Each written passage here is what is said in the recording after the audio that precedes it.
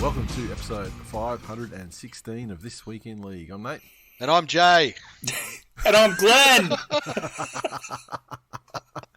Oh, the two Darryl Eastlakes. What a pack of cunts. Oh, we're coming in hot, and clearly people are in a better mood this week, and I love to see it. I mean, Give it time. I've still got to spend more time with you, so that has a dramatic impact on my mood.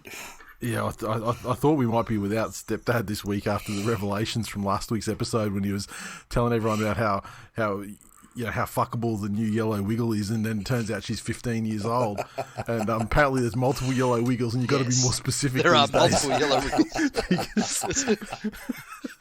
because obviously I made it very clear that I was talking about Emma, the former. Yes, very. I'm more fucking shocked that there hasn't been more of a public outcry from the fucking McWiggles replacing Emma with a minimum wage worker. Well, so it wasn't like she was. She was only replaced in the sense that she pulled the pin. So yeah, but still, this new it was one like they fired her and then brought in like a cheap one. Exactly, she can't even get her L plates. Yeah, She's out there on fucking Macca's drive-through wages. Hot potatoing. Doesn't know how to reverse park. Fucking hell. But if you have your way, she'll spend a bit of time in the big reverse white parking position. It's toot chugga big white van with the pedo wiggle.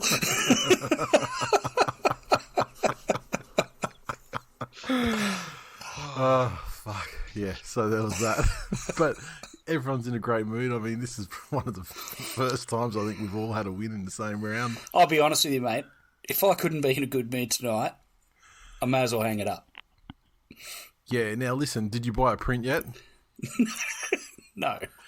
Honestly, people make a joke because remember when Cronulla beat the Knights by 60 and they did a print, and that's where the joke came from. But in this case, fucking make the print because I think it's the biggest win in the history of the club and the highest score scored in the history of the club. Yeah. So it's actually a legitimate fucking milestone achievement for the club. It's not like just we fucking pumped the Knights. I'll tell you what, there's fucking you've seen there's tattoos already. Yeah. Is that legit though? That's a bit fucking stupid, but I mean, I mean, look, go off, King. No Whatever. one can. It's less stupid than the cunt that got the Penrith Premiership one in fucking 20. Yeah. Well, yeah, obviously. It's happened. Well, I mean, when you're on the subject of Penrith tattoos, you've got the fucking justify your existence and all sorts of old callbacks. Oh, so good. How good. The tattoo artists they just want the money and they're not interested in the well-being of their clients. Have you seen the latest tattoo viral thing that's gone on? They also had that Choamps one as well. Sorry, go ahead. That poor girl over in Bali. What happened to her? I know nothing about it. There's this Aussie girl. She's over in Bali, and now she's the sort of girl, she pronounces it as if it's spelled Taddoo. So, and she's bawling. She's fucking bawling, and she's like, "I'm in Bali, and I came to get a tattoo, and and I don't even get tattoos a lot. Just every couple of months I get a tattoo." And she goes, "It was supposed to say Mount I'm Druitt. fucking Baby hi-fi. like angel of energy." Oh fuck! What, in characters or something? But they fucked it. No, just in fucking English. And she goes, "But now it just says Anal. energy angel." It's like the fucking everything about it is just a fucking excuse for mass sterilization I want of anything that goes to Bali. Angel of energy, and I ended up with anal energy, which is Sorry. unfortunate. Look, I'm gonna be honest. shit I mean, tattoo. I'm only hearing this story for the first time right now, but I don't feel like either version of that is necessarily better or worse than the other. I think as a concept, it's fucked to start with, and there's no real missing the order around of the words. I don't think it really does anything to it. The only way to improve that is to not get it at all. Yeah. But it's I don't know. It feeds my fucking soul. This thing that's there. It's just and it's just so many bits of it. It's like I don't get tattoos a lot. Just every couple of months I get a tattoo. But why is But why is this a story? Everything's Though? wrong. Like, did she like cry about it on TikTok or something? Yeah. Fucking idiot. So I was gonna say, I mean, like, this shit must happen like every day. There's got to be someone who's not happy with it. can I tell you, I would really love the three of our retirement plan to just be to go and open a tattoo shop in Bali and just intentionally fuck people up all day. I want this badass fucking like Komodo dragon, and instead it's just Energy Angel. Everyone gets a tattoo that says Energy Angel. Or everyone wants like a big back piece, like amazing traditional dragon, and they come in and they get a St. George Illawarra dragon. Like, just leave ultimately fucking distraught and disappointed. With the little moustache on it and fucking... Yeah. Right wing up in the air. And Jack DeBellin's hairstyle. So that's what's going to be. That's our next retirement plan. We're going to open up Energy Angel Inc. That's it. Energy Angel tattoos. In Cuda. But no, it's got to be Energy Angel Incorporated, but we'll spell it INKORP. Of course. That's just clever wordplay there. That's actually marketing 101. I don't understand what point you're trying to make. I mean, that's more clever. That's more clever than the Energy concept Angel. of getting an Energy Angel tattoo. Fuck, we've come to the title of the episode already, by the way, fellas. Unless Which one? There's about 9 in there. Well, I think we just go with Energy Angel. I think if you want to do the low hanging fruit, why not? I mean, we can go. I mean, if you're doing it, if you're locking it off in the first 10 minutes, it's all low hanging. It's not keeping people in suspense for the entire episode or anything. Love it. Right. So, do we have anything else to chat about until, or do we just go straight into the games here? Let's go. Why Get don't we into just it. talk about the Tigers destroying the Cowboys and then fucking call it a night? Does anyone care about anything else? Well, I mean, like, other teams got destroyed as well, Glennie. ones that were actually playing good. Wow. They're going to get a 9-game winning streak, according to some people in this fucking video chat. Is that it? So has this happened? Have we officially said now that not only were the Tigers part of the weakest grand final in the history of the sport, This cunt. Here he goes. they've also Here now he been part goes. of the weakest blowout in the history of the sport against the same team. So every other team that's ever been blown out would still have beaten the Tigers last weekend. While you are correct in saying that, Yes. it also does, by you saying that, it also makes Glennie correct in the way he's saying that the Cowboys are owned by the West Tigers. Right, so that's fine. Thank you for proving my point. Both things are true in that scenario. Anyway, the first game, Thursday night, the Panthers 15. Feed the Broncos 4, and it was another one of those games at Suncorp, Panthers versus Broncos. This one, the Panthers, their tries came through Taruva and Cleary. Cleary, 2 conversions, a penalty goal, and maybe a slightly inconsiderate field goal at the end. And Selwyn Cobbo with the try to the Broncos that was unconverted. You want to go for it, justify this one? Oh, mate, every fucking game I say it against Brisbane. Brisbane aim up against Penrith. They're always closer contests than you think they should be. This one, though, wasn't the like form. the traditional blueprint where the Broncos actually play out of their skins and are in front or looking like they're going to win the game. This one was as dominant a game as I think Penrith has played positionally all season against anybody. Correct. And that's exactly the sort of game I want to see them play.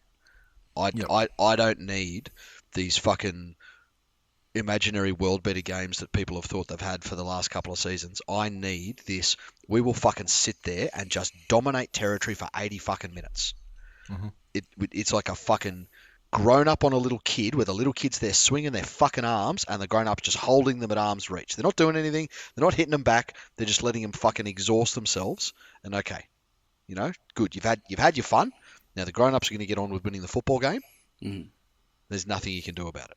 I thought you were going to say, now the little kid is all exhausted, you kick them in the face. Oh, fucking hell, Glennie. Not in your house? Okay. But it was... Look, I don't have an announcer announcing Trey Young walking into my kitchen every morning. You'd want to kick him in the face if you did. That's it. But it was more, again, down to that style of play that Penrith have had where they're making the defence guess. And it started early on where Cleary put it out there that his mind was set to running as much as it was set to passing. And there were a couple of half breaks and early chances he had that really put that defensive line in two minds any time he had the ball and accelerated. So I think that was a great step in the right direction. Mitch Kenny is where, again, no one's happy. And he's definitely closer to not happy than most other hookers in the game. But he's had improved showings. And I think he's just tucked his head in a little bit. I think he's just now trying to downplay his role and just feed the ball to the halves and just take opportunities he's certain of himself. But from a defensive point of view, everything rolled through. Look, the Broncos were without Reynolds, and that's no small fucking handicap for them. But he's a frequent one, though. Sorry? It is a frequent handicap. It is. And he is frequently handicapped. But they're only going to take games like this and grow from them. And the thing about the Broncos, you can say what they like. They didn't get the bickies on the night, and they didn't play their best game of football. But they didn't fucking die wondering. They didn't do that thing that teams do when they lose their half, that the entirety of their fucking game goes away. They sat there and they absorbed the pressure. They could have folded a lot earlier, and Penrith could have run up a cricket score.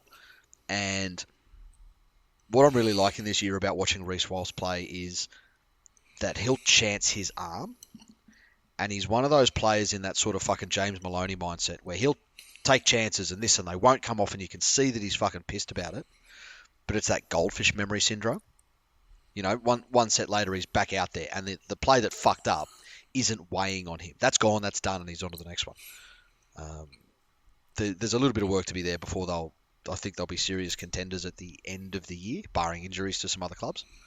But yeah, it's exactly what I want to see at Penrith.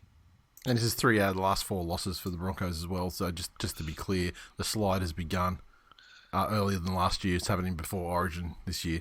Damn. I've mentioned the league eye test a couple of times. I thought this game I actually wanted to check if he modelled the expected points based on the statistics of the game. And based on the model, Penrith should have scored 38.61 versus the Broncos 11.8. Which is that speaks to just the overall dominance in the game, but also how frantically and desperately the Broncos defended. That's it. I mean, and look, at the end of the day, if all the tries that were disallowed got included, they probably would have finished almost exactly that scoreline for both of them. Yeah, because there were so many disallowed tries in this game. That's it. With the vast majority of them going to the Panthers. Do we want to talk about the fucking ref talking to the bunker thing? Is that a thing? That's the first time I've ever seen it happen, and I mean, I know the comms were kind of like, is that a thing? I mean, they were sort of indicating themselves that it was perhaps the first time they'd seen it as well. Yep. Look, what I want to see is the most accurate, correct decision made. Yes. And I don't fucking care how they come to it, honestly. They want to do the thing with the awarding the try straight away, and then then they're looking at it the whole time, and then they come back and confirm it after while the guys about to line up the kick and stuff to try and keep the time in play moving and not holding things up for decisions and stuff. Great, I agree with that, but fuck yeah, I mean, like, I thought it was actually great.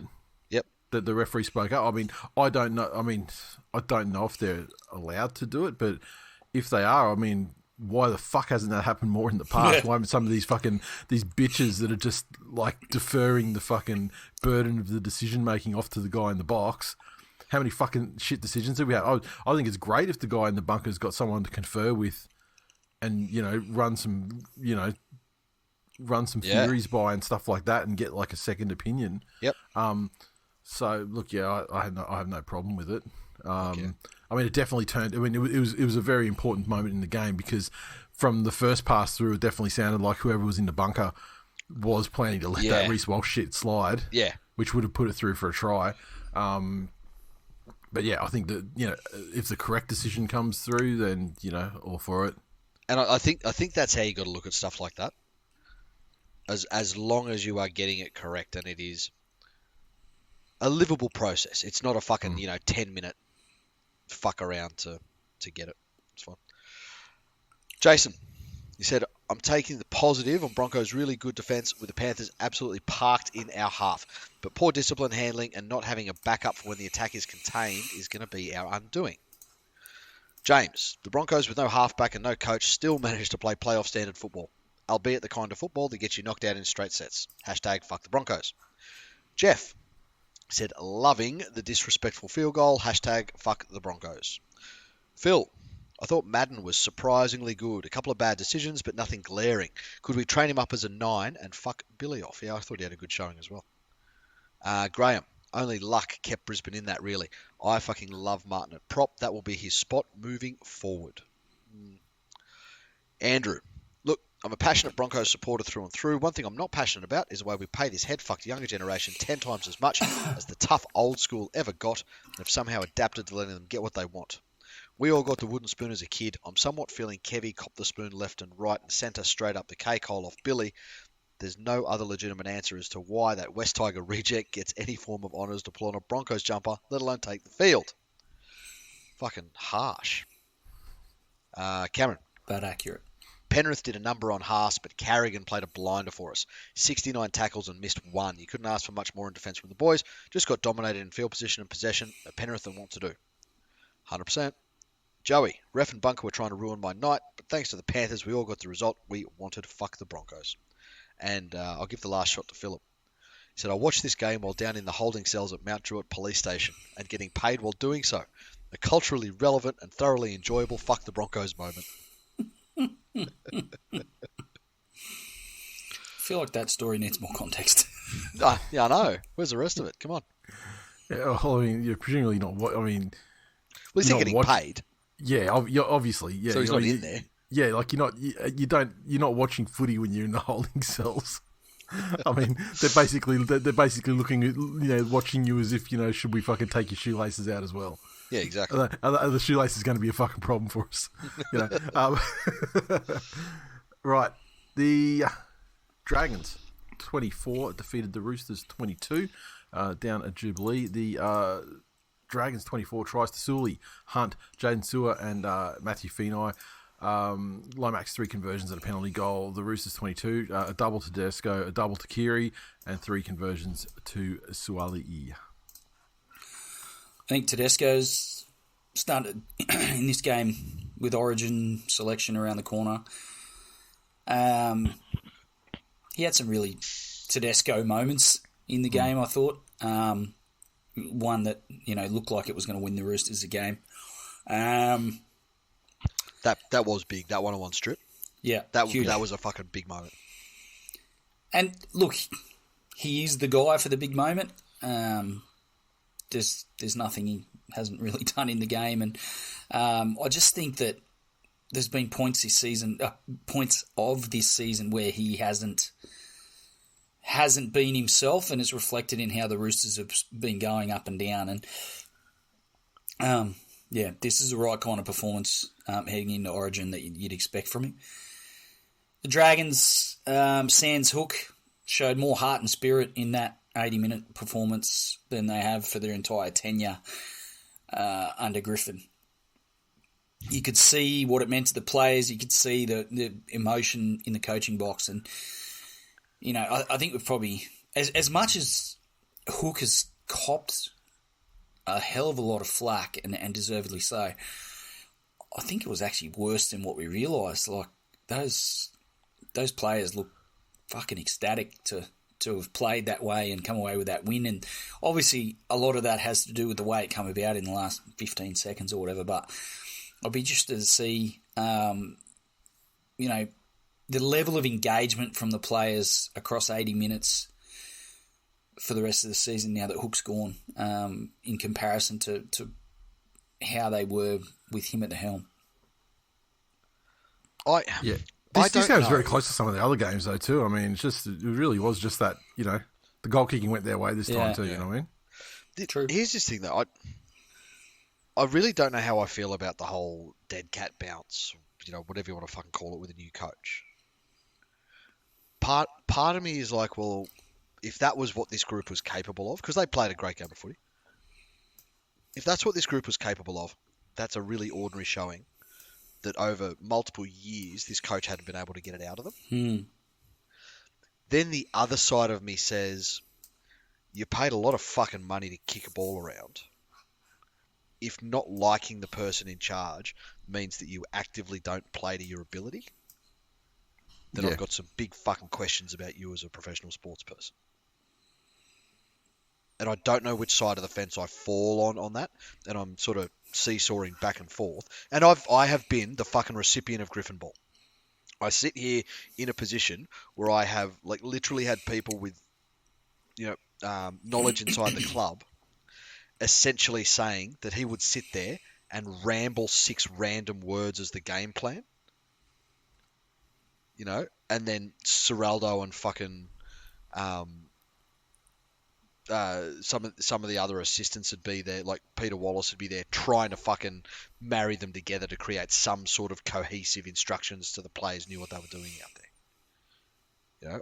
I've been through those fucking days, but at that fucking gap between how they played and how they were and where they've been, plus knowing what we know about that group, because that's that same group of Dragons that as soon as a bunch of them made Origin, they stopped trying to play. If I'm the Dragons, I essentially blow that squad up because I need much more mental fortitude than that, and there's too much fucking weak shit in there in the head based on those 2 incidents. The other thing is, I mean, it was a very entertaining game, but the Roosters, they had the game won twice, and the Dragons had the game won 3 times, and they both tried to fucking lose it, and it came down to like after the hooter. Yeah, that's true. To decide a winner. So there are big problems with both of them. I think the Roosters got one of the best games they've had from Tedesco this year. They got the best game that they've had from Kiri in fucking forever. Probably since he was fucking knocked out. And on the flip side, the Dragons kicked their goals mostly this time instead of scoring more tries and kicking less goals and losing the game. So, it just comes down to that. But I mean, it's very difficult not to be like, if you're a Dragons fan, it's very difficult to not be excited by the way where there was nothing on that last play and the way they just kept chucking it around, and then until they found a kick into space and it just bounced exactly the right way, and fuck yeah. I mean, it's a great moment the week, for the time in the game it happened, the week in the club it happened, and all that shit. What do we think about Victor Radley escaping the bin for a fucking headbutt? Did he get like reviewed for that though? I don't know. Because he absolutely fucking lunged lunged head first forward. I mean, look, no one has been on the record about fucking Radley being a dog cunt longer than me. Yeah. The reason why? I said it in the match review after his fucking debut. Yep. Because he fucking knocked out Marty Tapau or fucking Dylan Walker with a high shot in a tackle. It was like, oh my God, what a tackle. It was a fucking straight up high shot where he fucking knocked the dude out. I mean, this cunt's a dog, and he's fucking, and he has been literally since day one. Now, the dog stuff doesn't necessarily happen as much. Now he's just a general fucking liability to his side with ill discipline, an absolute refusal to adjust his tackling technique or try and show enough. He's a guy that can't play close to the line without jumping over the line and getting penalised and fucking suspended and sin bin. So, but he refuses to back from the line. Here's the thing, just to interject quickly because I've got it up now. Yep. He was placed on report, and this is the crux I want to say, because they did on field put it on report. They put it on report, and it's not. No one's like debating the fact that he's a fucking grub cunt. Yeah. But he was placed on report in the 14th minute, right? A grade 1 striking offence. Striking. Okay, offense, right? This is like the way they're now tripping's a fine, I guess. They're just fucking carries a 3-game ban with an early plea. Okay. How the fuck was he not sent? Yeah. Well, at least bin, right? Because I mean, the bin's got more. Bin. More scope for use. Yeah. True. Yeah. But there's people who. I mean, like, you get sent for that back in the day, but I mean, there's people who've been sent for that shit. I mean, without a doubt. 100%. 100%. Yeah, look, and he can't even deny intent, given that he's grabbed. That's 2 guys fronting up to each other doing the jersey grab, push and shoves, that sort of thing. and then he's like tried to kick it off one step further by fucking jumping up with a headbutt. That's to it. the face. Yep. Like, yeah, the game's filmed in 4K from multiple camera angles these days. You can't get away with some of the shit. You can't get away with the shit that they were doing to each other in like the fucking 1976 grand final. I mean, like, you can't like basically fucking kill a dude, like stab a dude on field. You can't do that anymore. Oh God. At Queenslander 22 on Twitter, he said Victor reverts to base instincts quicker than anyone else in the game. I know a Liverpool kiss when I see one. He should book some time in Bali. Kaiju Butt Stuff You could get a tattoo. A tattoo. I love that the final play was a chip kick by a young Aboriginal fullback to a young Polynesian winger in Indigenous round after One Nation Griffin fucked our juniors for the last 3 years. Daniel. Rugby fucking league. Fitting that wretched racist Tedesco loses in Indigenous round. Robbie. Dragons finally named the strongest team they have. Results speak for themselves. Don't care we beat the mediocre Roosters. Just happy with a win after a 6-week drought. Richard, I'm in a tipping comp where you pick one team per week. I picked Dragons. I was confident they would get up. The Roosters have real problems. Kiri back at 6 and Manu in the centres gave them better balance, showed some improvement. The team lacks direction from 9, and Allen's not a first-grade player. There you go. And Brandon's out now for a couple of weeks, right? Yeah, that's it. Done. Yeah. So no trouble. Nasty. Okay. The Eels 36 to feed the Rabbits 16, and this one the Eels tries to Russell, Cartwright, Brown, Penasini, and a double to Simonson. 6 conversions from as many attempts to Mitchell Moses, and the Rabbitohs a double to AJ Campbell Graham with the other try. Latrell 2 or 3 conversions. This game was fucking borderline racist. I feel in Indigenous round. The way the Eels conducted themselves. How so? Oh, I mean, you can't put a beating on Latrell and Cody like that in Indigenous round, and just the Rabbitohs with the ties, the Indigenous community. You just can't do that. It really come down to the last sort of 20, maybe 25 minutes. Up until that point, it was 2 really good teams going pretty hard at one another. The Rabbitohs, some of their attack to get to that point was what you would expect from them, but no less impressive. But just that last quarter of the game, Para just fucking untouchable. Moses, Brown. Because they got back to 16-12 lead, didn't they? The Rabbits in that period that you're talking about. Yeah. And then when the Eels got the one in to get them back in front narrowly, then they went immediately bang again to get it to make it like an 8-point lead or whatever. And from that point, then it was just fucking analed. Yeah, it does go to show how important cohesion is in the sport. Like because the Eels haven't been travelling all that well, and they have some good players, but they've lost a lot of what made them great last year. But all they needed was when they surged to all surge together. And that's such a fucking valuable skill to have as a team. Souths, I don't think this puts any questions on their credentials. I don't think it causes any worries in the camp. They've been trotting along as the fucking benchmark of the competition for a good number of weeks. They've taken some big scalps, and they've taken them well. This is a speed bump at worst. Yep. Certainly means more for Para than it does for the Rabbitohs. 100%.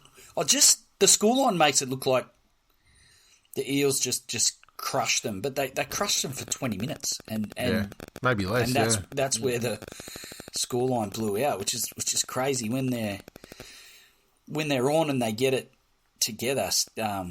Para's fucking impressive. Yeah, they are.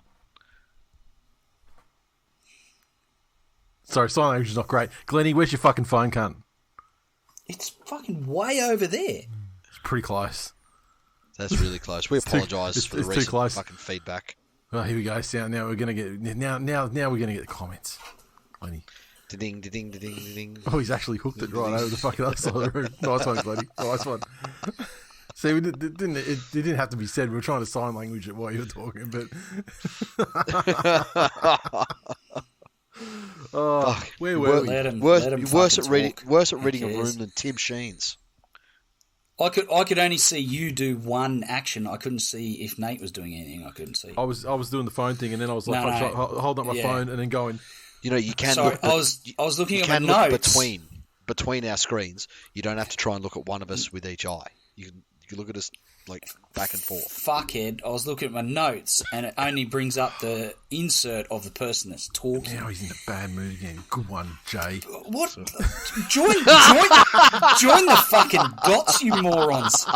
When you guys are yourselves, it has a dramatic impact on my mood. Try and be other people, like normal, non-autistic human beings. It'd be great. You fucking cocks. And now I'm going to put up with these other... Oh, fuck. Glenn was breathing. Oh, I can't listen to the show. Glenn was breathing. Cut off his fucking foot. Shut the fuck up. People are just concerned about your gout. Oh, fuck. The beatus. Yeah. The diabetes. You know what they called it? The Toowoomba gift. The Toowoomba limp. Explains my club foot. I got the beatus. Oh, fucking hell. Do we have any fucking comments on that one? No one cares. Surely you must. Paul, he said, I feel as good as a Tigers fan in Bathurst. Thank you, sir, for not offending any minority in that comment. That was fucking amazing. Daniel, he said, Latrell is South's Ponga. Come on. That is up. That is off. Oh, now. Hang on. This is the same man that just went off at fucking racist Tedesco. and he's just fucking called Latrell a fucking secret ranger. Fucking hell, man. There's nothing offensive about the statement, but it just couldn't be more wrong. I mean, come on. Are we really compiling the output of Latrell Mitchell for Souths versus the output of Callum Ponga for Newcastle? Come on, please. God damn. Nathan said the Rabbitohs have so many grubs in their team at the moment, they somehow make the Eels feel like the good guys. Oh, Jesus. No, they don't Fucking really. hell. Not ever. Thomas. Oh, here we go. That was fucking abysmal. All chat about us being contenders is dead if that's how we turn up to play a mid-tier team like the Eels. Disgusting. No. Oh, fuck. The sky's not falling. And Ryan said, best Eels performance since beating the Cowboys in the finals last year. I think I think you find that humorous. I think that was said with all sincerity. Oh, really? Oh, fuck. That's the way I took it when I read it. Okay. Where are we? The Sharkies 26 defeated the Knights 6 at Coffs Harbour at the sexy stadium there.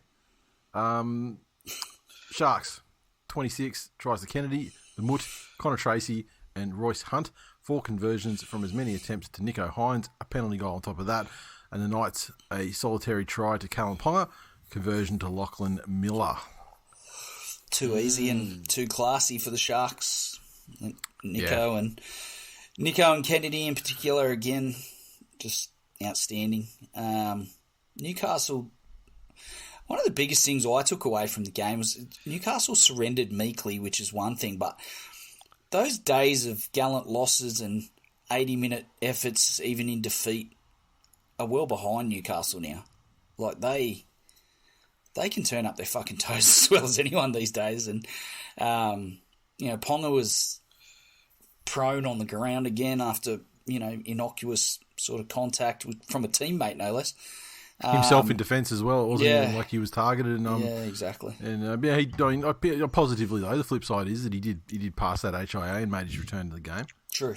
But he didn't really fire a shot though. And I know we take the piss, but for him to pass an HIA and return in the same game, that's big. That dispels a lot of, and half of it's in jest, but that he can never take a knock again. Yeah. And that any knock's instant fucking thing. A couple of things. Cynical person would say that maybe the knock wasn't that hard.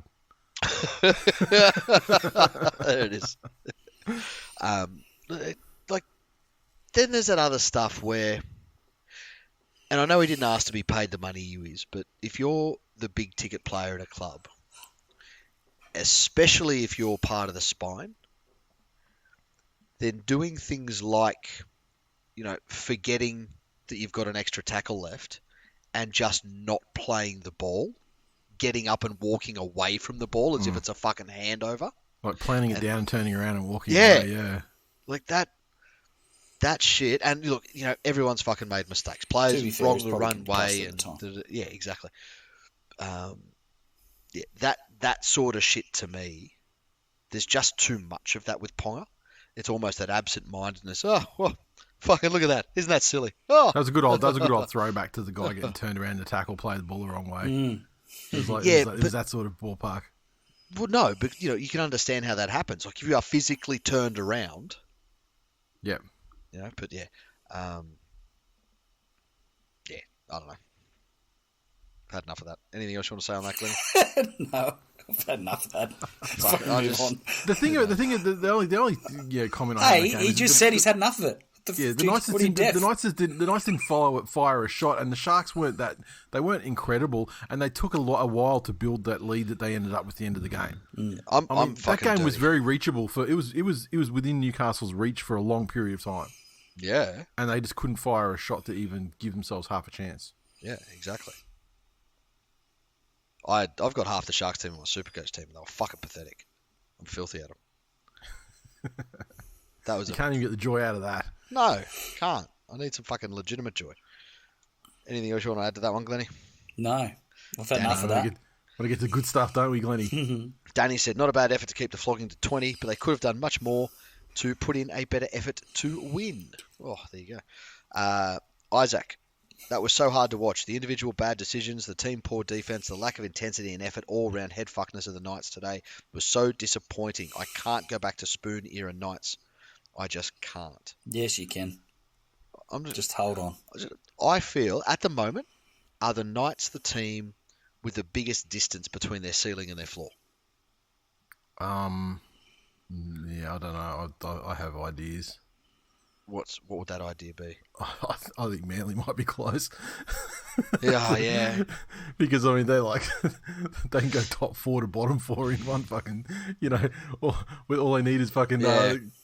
No, you're not wrong. Tristan just has to overindulge on the KFC, and that takes it from top 4 to bottom 4. There you go. Gus, he said, ugly win, but the Sharks did what they needed to, unlike the Knights, who opted to keep the ball away from our star playmaker tactic. I'd like to know what Miller has to do to get dropped as well. Well, this game, because he is being dropped. Mm. He's going to be dropped this week. I mean, it's not official yet, but what I'm hearing is because Kalen Ponga got dropped from Origin, apparently because of,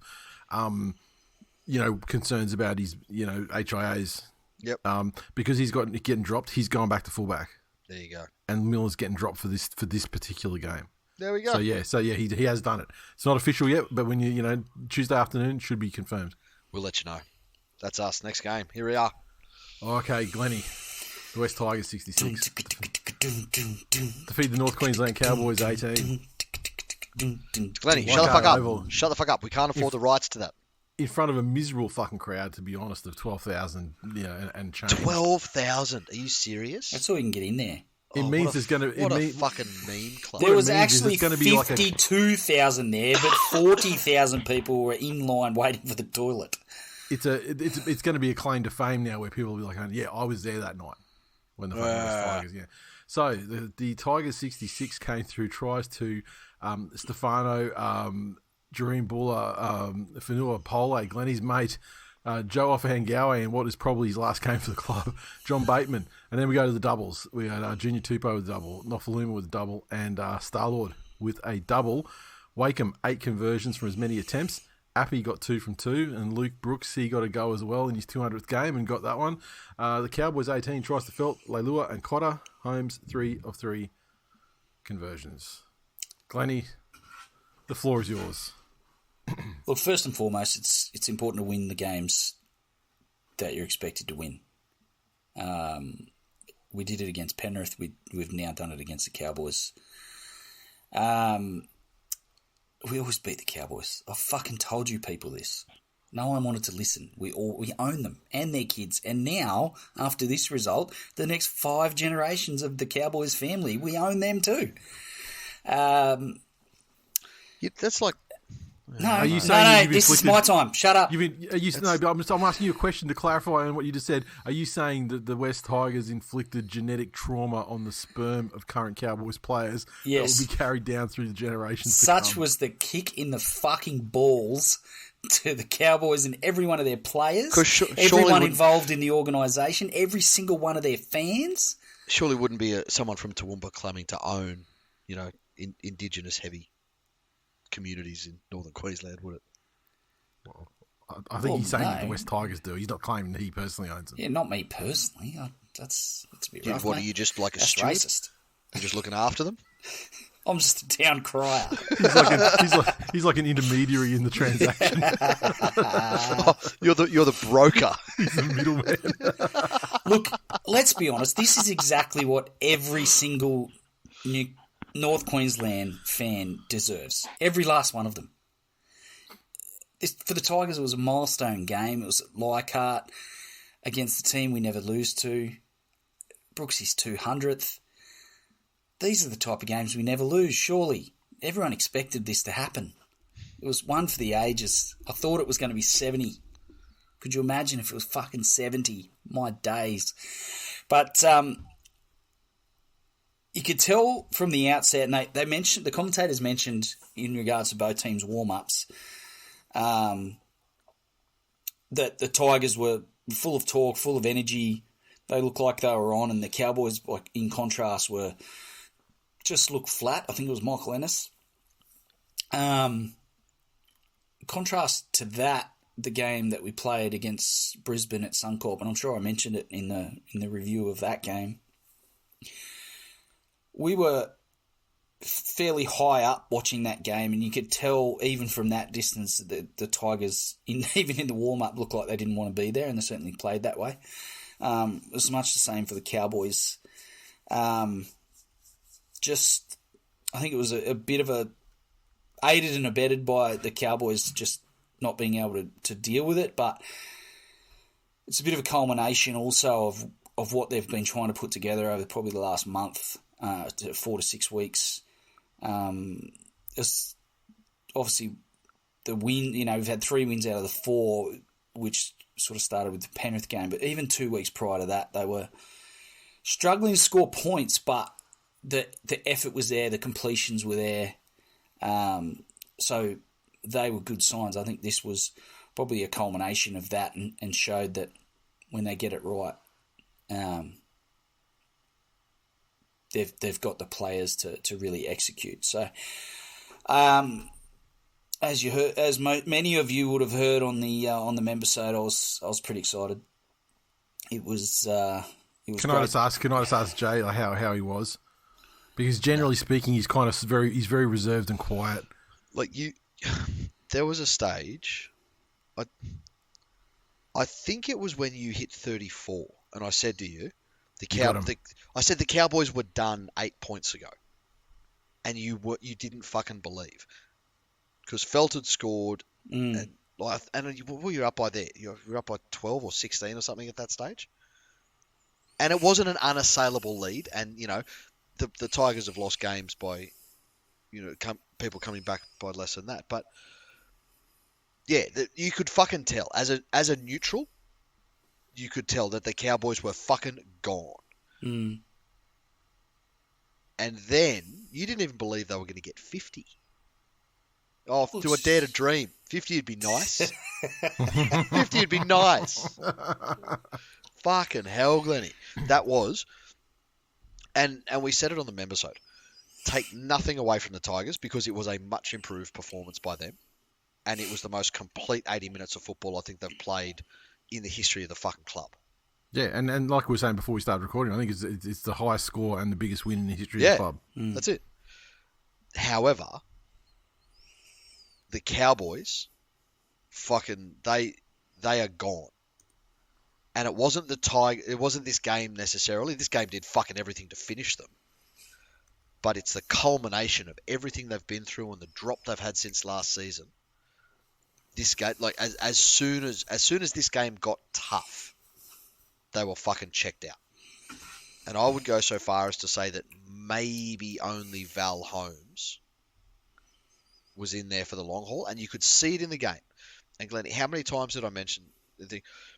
All of a sudden, the Cowboys were making one-on-one tackles where they weren't making hard first contact. There was no numbers in any of the tackles, and the Cowboys just fucking marched. There were 5-10 minutes where the entire fucking defensive line of the Cowboys was retreating every single tackle.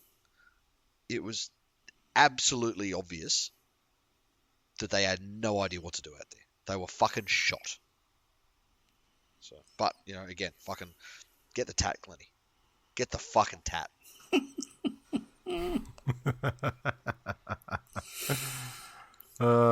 Delightful. I'll tell you, get the fucking tat, because when the blue wiggle buys you and sends you to fucking Perth, that'll be the only way you'll have a happy memory of that fucking venture. Do it for yourself. Can't see it happening. Become an energy anal.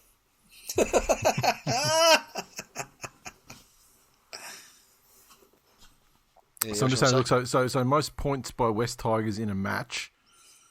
Yeah, the previous record was 56, and that was shared by 3 games.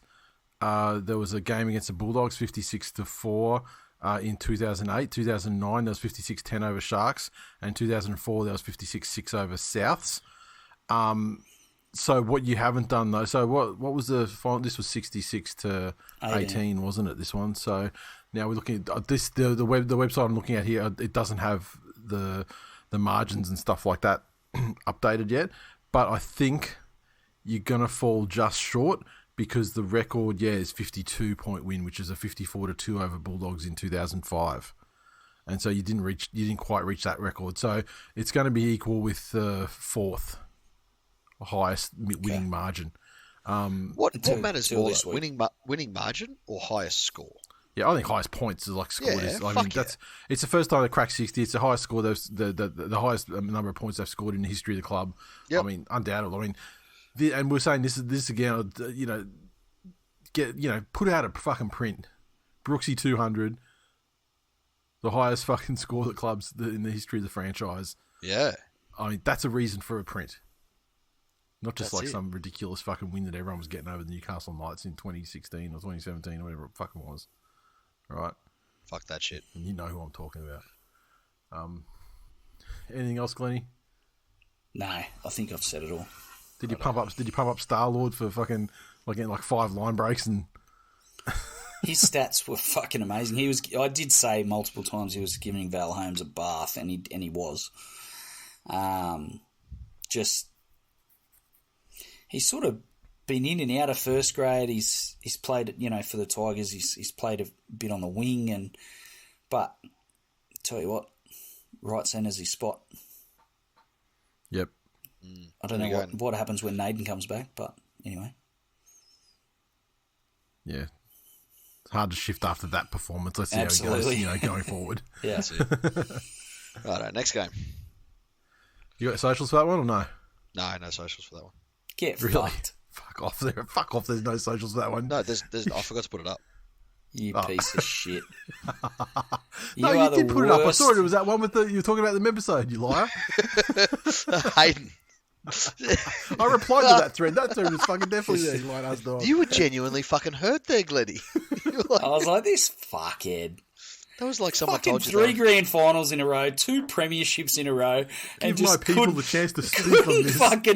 couldn't fucking bear to have a couple of tweets ready out in the Tigers. Smash the Cowboys, you piece of shit. You're the worst kind of human being. I want to hear the comments. Hayden. I would think more of you if you actually, if you were a predator of the fucking yellow wiggle. I would think more of you than I do right now. Look, I know that you meant that to be shocking, but I know you only said that because of the colour of her skin, and I'm shocked. Why you would want me to hunt somebody just because of the colour of their skin, Glenn? That's fucking hurtful. I don't even know what colour her skin is, to be honest. Hayden, and look, this is why. The comments of this fucking shit. Let them have their fucking moment. Come on. Your Tigers had a just fucking... read it out. You know what? Just do it. Tim Sheens needs to come and coach Tigers fans how to be better. Why doesn't someone cut this cunt's fucking foot off? Fuck me. Because my circulation's too good. Did you see Tim Sheen's going, saying, "Oh, people fucking give shit to Brooksy on Twitter, but they can shove their Twitter. They can shove their Twitter up their fucking assholes. Twitter machine." Yeah. Look again. We discussed. I'm surprised you didn't call it the Twitter. The fucking old guy. I said on the members that Tim Sheen. There's something about Tim Sheen that strikes me that he is just an absolute cunt of a human. And the way he went on at those fucking refs after the game was the biggest fucking boomer, I want to speak to their manager, I've ever heard a fucking coach say. And it just confirmed everything. Fuck that guy. It's funny for you to say that, and and knowing that there's a man called Ricky Stewart in existence is a huge. It's huge. Ricky doesn't have fucking this level boomer energy. Ricky's got some fucking, Oh fuck! Can't just read the fucking I believe Montessori's an effective educational method sort of energy. That's Matty Elliott. What are you talking about? Hayden said the only thing missing from this game was a TWiL try. No, it wasn't. That was the best thing about it. That was the greatest thing about it. Every couple of teams scores fucking tries, in some cases multiple, and that loser still can't fucking get over. I mean, games like that. I mean, I saw it in 2021 when Manly were flogging everyone to 50. There was a game there where Tommy purposely fucking held up 5 meters out. That's and waited for Ben to come up to give him the ball so he could score a try. I mean, if you can't give that guy if he couldn't have scored the 66-point try at the end. When will he? I mean, like those crash balls, like the Stefano, he scored the first try and he almost scored again, the same thing. If TWiL can't get his dumb ass onto the end of one of those when you're fucking flogging a team by 60, when will he? Cameron, that absolute howler from Felt before halftime was karma for being a filthy cheating cunt the last time these teams played. Yes. It certainly was. That was the best thing about it. It was karma for that fucking game last. My God. That's it, hey. Still dirty about it. Justin. I'm filthy about it. It was a big day for little fucking Brooksy's legs pumping fan aficionados, though. Big day for us. Oh, did they fucking pump? You couldn't stop them from pumping. From Paris to Berlin in every disco Brooksy's in. Justin, I've never been as disgusted as I have tonight. No, I'm sorry. Jordan, the Cows were right in that until the siren sounded time on. After that, I wish we were in the sheds.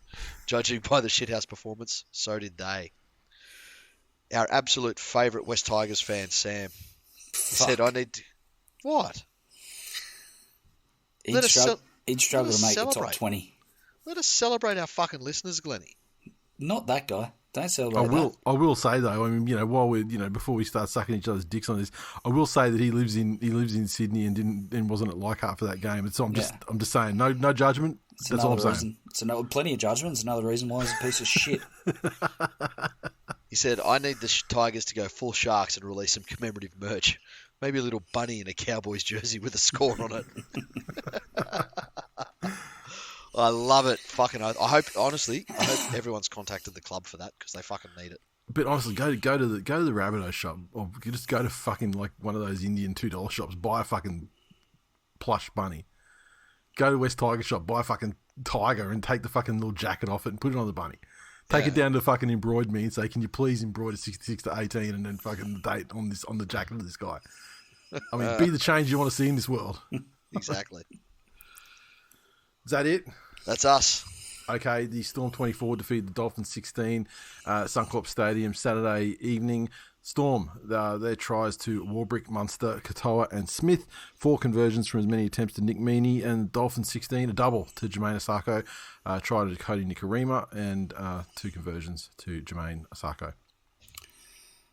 I thought the Dolphins looked way out of the contest, certainly on the scoreboard, at half-time, and Melbourne looked like they had their number, but as we've seen plenty of times this season, the Dolphins managed to sort of scratch and scrape and claw their way back into the game and made it a whole lot closer than it probably should have been, and showed that, Michael Maguire, if I could just channel the great man, the Dolphins are always in a fucking game. Mm-hmm. They Melbourne, I think, just there's a couple of class touches, Jerome Hughes in particular, and obviously Munster. But the Dolphins, if plenty of other sides would have turned their toes up and been smashed when the Storm got out to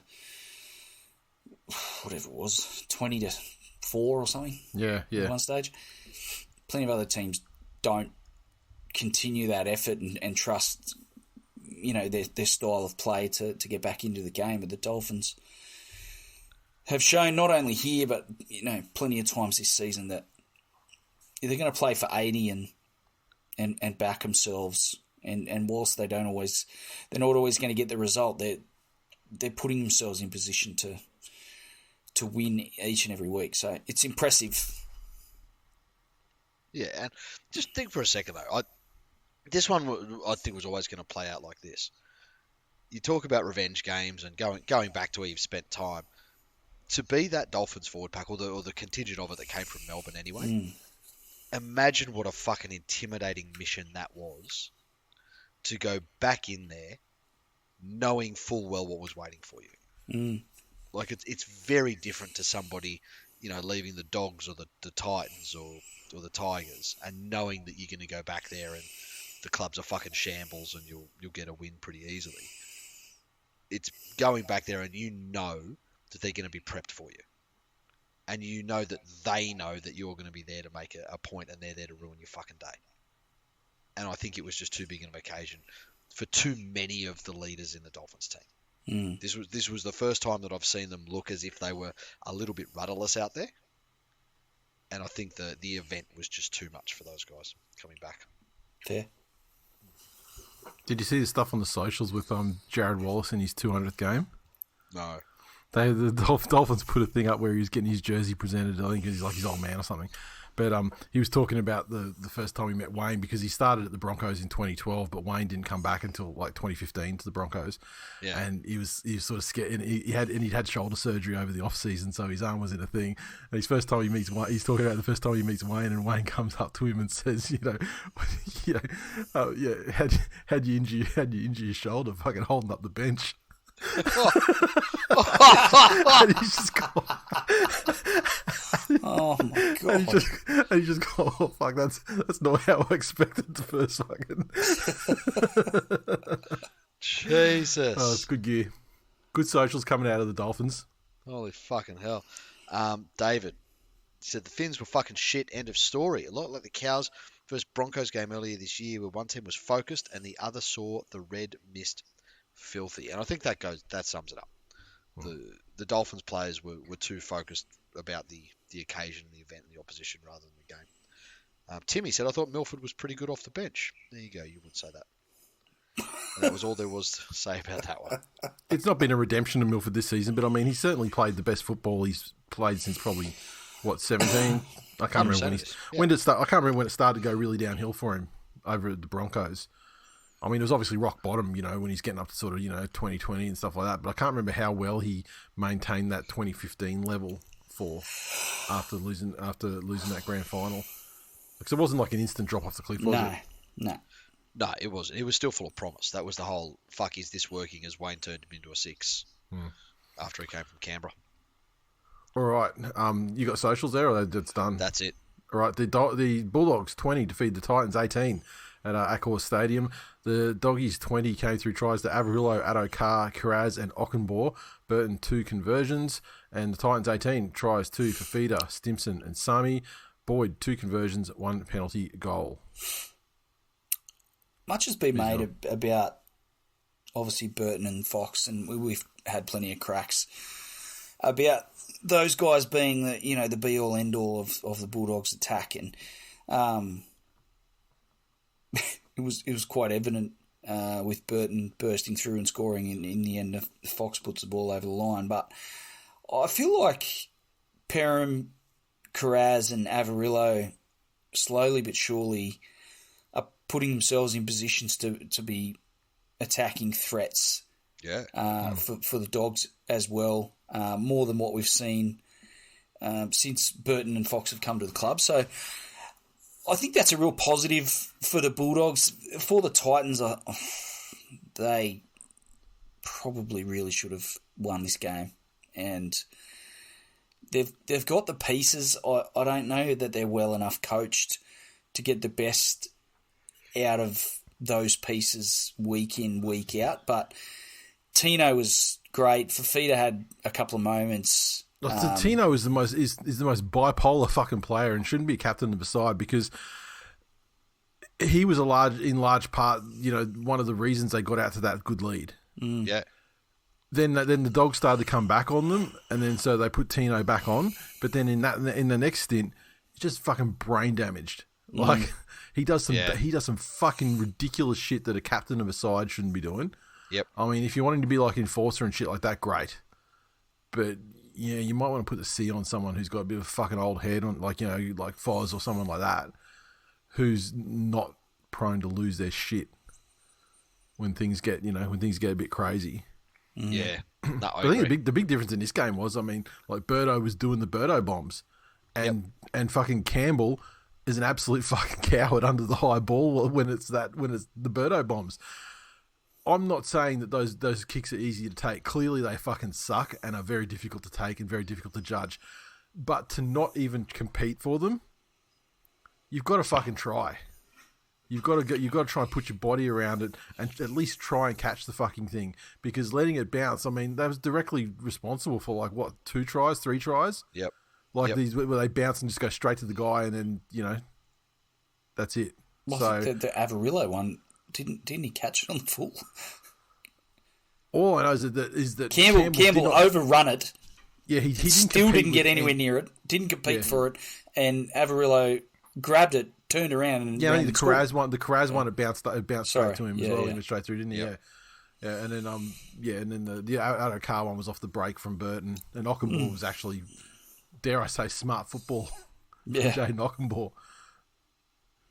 But I'd say I'm all about his fucking resurgence. If I'm happy to call it that. But so for a guy to be reinvented. You would too. A guy that got in fucking trouble for fucking having a school kid over after a thing, and then with the yellow wiggle fucker. I mean, of course they fucking go together like fucking.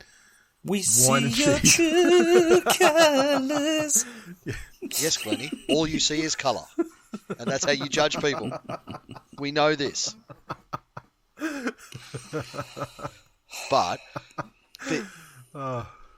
for him because he was fucking gone from a performance standpoint. Yep. To then reinvent himself and come in and be a contributing member in that forward pack. Yep. That's a good thing for the Dogs, because it means they're not out there having to fill spots. They're using what they've already got, and he's not going to win matches for them, and he's not going to play rep footy or do anything great like that. But it's funny, like Pangai Jr. played his first good game, in the blue and white, and it's suddenly an Origin thing. Oh, fucking. We'll talk about this more on the preview episode when we talk about the team list and things like that. But do you think that Freddie's galaxy brained this? Leaked Pangai Jr. being selected as a bolter to the media, and so Billy Slater's gone, oh fuck, I can't carry fucking Kalen Ponga in the starting side because he's gonna get knocked out of the game at some point if this man. He looks and goes, oh, Pangai Jr., Payne Haas, Hudson Young. I mean, sure, it'll be 13 on 10 within 5 minutes of this game, but Ponga will be out for the series, and it may end the young man's career. Oh no, I don't know. Anyway, more on that. Yes. Next time. Yes. Okay, you got any socials on that one? Do we have any fucking socials on that one? I don't know. None of the fucking Titans fans were very fucking sociable. Just a consummate professional. The Titans could have scored. The Titans had scored 26. If the Titans had scored 26 points in that game, they would have won too. So it's their own fault, really. There you go. Terry said the shame of being in the spoon position drove the Dogs to victory. Burton was the difference. Special mention to Jayden Ockenbaugh. I had no idea he had that in his game. It's true. The Tigers win put the Doggies into last place. That's it. Our fucking good mate, Aussie Jag, Craig, said, never in doubt. Ha ha ha. Just salty. I never got onto Ockenbaugh for last try scorer. Go the Dogs. Some well-deserved fucking joy for you, sir. Jason, thank goodness the Titans don't know how to hang on to a lead. Otherwise, we would be last on the ladder. The more worrying issue is that the Dogs have improved the roster, but we are still having the same struggles as previous seasons, which makes it very frustrating for the Bulldogs faithful. Well, of course, you've just gone and fucking bought a whole bunch of pieces of, successful clubs and thinking you can just jam them all into a fucking team. Doesn't work like that. And they jammed them all in, and they half of them broke. That's it. Final game of the round, the mighty Manly Seabs Eagles 42 defeat the Canberra Raiders 14 down in Canberra. Mind you, the Manly's 42 came through a hat trick to Tommy Turbo.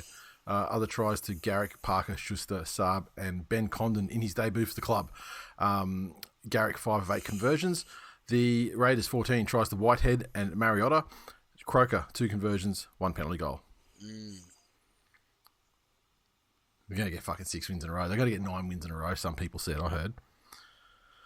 Some people who say some fucking ridiculous shit. Who said that? Oh, look, I don't want to name names, Glennie, all right? I don't want to name names. They know who they are. Is it someone in this chat? Yeah, it is. It is. It's someone whose name I've mentioned in the last 30 seconds, Glennie. But look, the modern game, the less potatoes you're carrying in your 17, the better the results are going to be. If you are carrying a critical as a moment of tipping point where you're carrying too many potatoes in your side, it struggles. Last week, as I said, we were very fortunate to get, not long term, but decent, medium term sort of, 3-4 week injuries to your Cooper Johnses, your Kelmer Tuolungis, your Josh Aloyes, which is great. Aaron Woods, which gets them ruled out of contention for the side. There's no chance of them getting in there for the week. And then you're bringing back guys like Jakey Turbo and Josh Schuster and players who have been waiting for their opportunity and not yet had it. And so what you end up with then is a complete fucking turnaround on the potato quotient, only carrying 1 potato in your side for the round. And, well, Didn't that potato score a try? Yeah, shock of shocks. So maybe he's not the actual problem. Maybe it's the fact that he had fucking Cooper Johns and fucking Tuolungi on his right-hand side of his body in the line. Ouch. Maybe they were fucking his shit up because he had to do the defense of 3 people. And so obviously he's going to make some mistakes because the buck eventually stops with him. So, and once again, when you get a guy with, soft hands and fucking selective passing and fucking deceptive passing, he can actually do the play where you go, oh fuck, is he going to play out the back to Tommy? No, he's going for the fucking short one to, Parker, who's happy to put himself in line for HIAs anytime, anywhere, and to crash through and score the try. So yeah, it was a much improved performance from him. Defensively, Schuster is not great. That first try the Raiders scored it was pretty ugly, and it had me thinking, oh fuck, here we go. But look, for the rest of the game, he was great. There were 2 bad defensive errors in the game. One was from Schuster and one was from Ben Condon not long after he came on. He missed a tackle for that second try there to the Raiders, to Mariota. And to his credit, Siebes fucking hooked him straight away after he missed that tackle, put him back on 10 minutes later. And, the first touch of the ball he gets, he scores his first try in the NRL. So, and the way the guys got around him as well, it seems like he must be a popular fucking guy in the squad as well. So it was good to see. Schuster again, if he can stay on the field, he's going to be fucking beyond great as a player. He's going to be a fucking special player. Just the variety of the shit that he put on in this game again, it was very reminiscent of that game against the Eels where he killed them a couple of weeks earlier. Putting in crazy little fucking skewed kicks that are going where no one expects them to go except for him and the guy who's chasing the ball down. He's passing, lots of different variety in his passing game. He threw the inside one for Tommy's second try. Great performance, and just overall, just the energy of everyone. I mean, it's incredible when you've got a guy on the left-hand side who's actually passing the ball selectively, running to the line, straightening up the attack like Schuster does. All of a sudden, fucking guys like fucking Garrick and guys like Tommy have got fucking all the time in the world to wind up and do their thing as well. And then, next thing you know, Tommy scores a hat trick and fucking, marches into Origin just when you think that the week before he's not, he's no chance and he might get dropped. Then towards the end, anyone realistically thought he might get dropped. Yeah, well, I mean, look, he was playing statistically great. Fucking like he was still, at worst fourth best fullback in some it. categories. In other categories, he was first and second. Despite what people, the perception is, he was fucking cooked, or he was only 80%, or he's only 50%, whatever.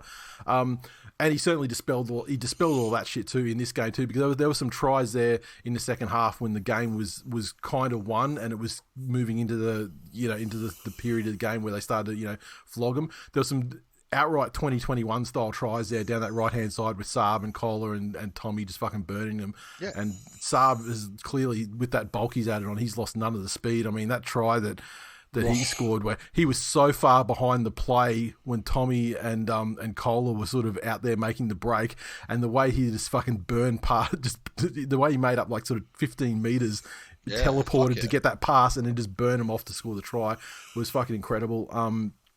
Another wonderful game from Daly as well. Couldn't be happy with the performance. That's the benchmark right there. I mean, still plenty of things to fix in terms of defensively and things like that, but the discipline was better.